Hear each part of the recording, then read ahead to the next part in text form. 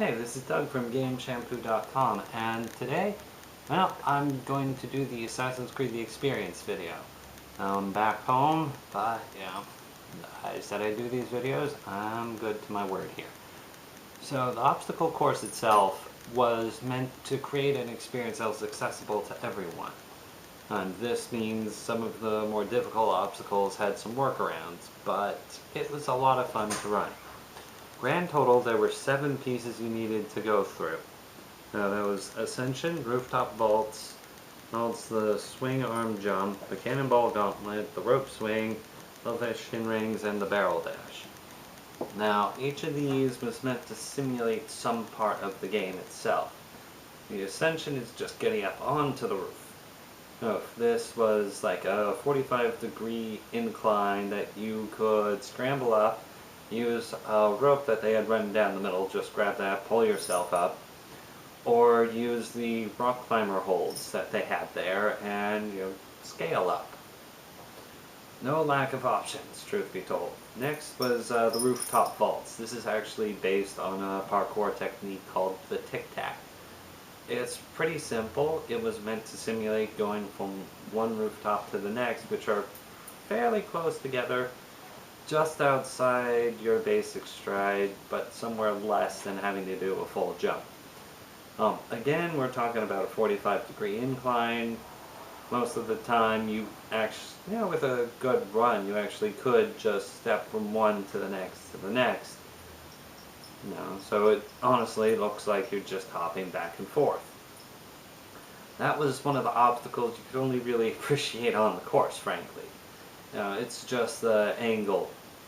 They had no way to really show it and still convey a sense of old-time Paris, such as it is.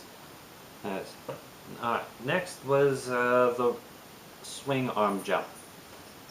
It was literally just that. It was an arm that swung a good 90 degrees when you jumped on it. The trick there, honestly, was don't slow down. Now, you wanted to just run at it, get a good running jump on it, and then try and save your momentum a bit, so just as it came around the corner, generally you're slowing down, you can kind of kick out, get a second burst, and that lets you just carry over and land the jump. Pretty simple. They had it pretty well padded too, while still making it accessible and not very slippery. Next was the Cannonball Gauntlet. Cannonball Gauntlet. There were cannonballs. They were swinging back and forth.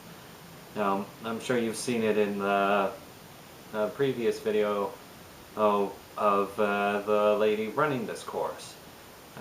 It's normally a really tricky obstacle. The problem was the height.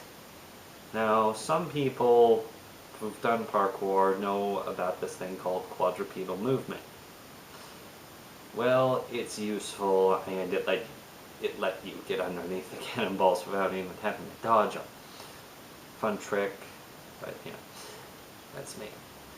Next was the rope swing, which is a rope you swung on. They'd pass it to you, you just grab it and swing across. It was kind of hard eyeballing the height you needed to be at, but it was a lot of fun. And the next one out of this chain of obstacles was pretty simple. Elevation rings. They were just suspended rings. So that would have you just swing from one to the next. Now, in a good, best case, you can actually just chain them. Most of us, it's basically grab, swing, wait for a momentum to come back, just reach for the next. Pretty basic. Now, one thing they didn't list was going to the final obstacle called the Barrel Dash. You actually need to do a slight bit of climbing. You had 2 ways of doing that, just pulling yourself up, or if you were really good at the whole jumping thing, you basically could just hop from one to the next. Now, the Barrel Dash was the final obstacle. This was meant to be a slow rotating barrel. Now, that's easy enough to tackle for someone who knows what they're doing, or at least has a little experience. Sometimes it's not the easiest thing to just figure out. They had padding, but it was probably the most hazardous obstacle on the course. Some people may have been hurt. I'm not confirming anything. Alright, final bit. While completely separate from the obstacle course, you would get this shirt after running all those, was the leap of faith. This was, you would go wait in a second line, way shorter than the one for the obstacle course itself. Go up about 25, maybe 30 feet, because I'm sure they were compensating for the air cushion they had. Simulate jumping into the hay. And, you just went over to the edge and jumped off. Now, the whole trick there was don't land on your feet, land on your butt.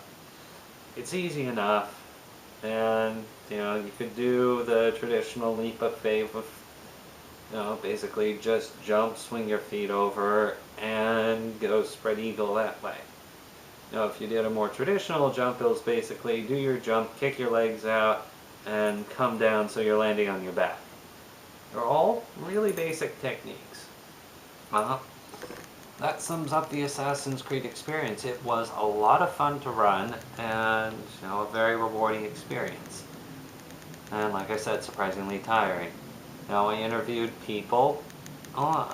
Those interviews have been online for a few days, but feel free to check them out so you don't just have my word for it, as well as check out the running the course so you can see exactly what I was talking about. Just remember, the second one you can't see too well. It looks like she's just going straight. No, it's a back-forth jump. Anyway, this is Doug from GameShampoo. I certainly hope you enjoyed these last couple bits of our Comic-Con coverage. Please be sure to like and subscribe to keep up with all our news.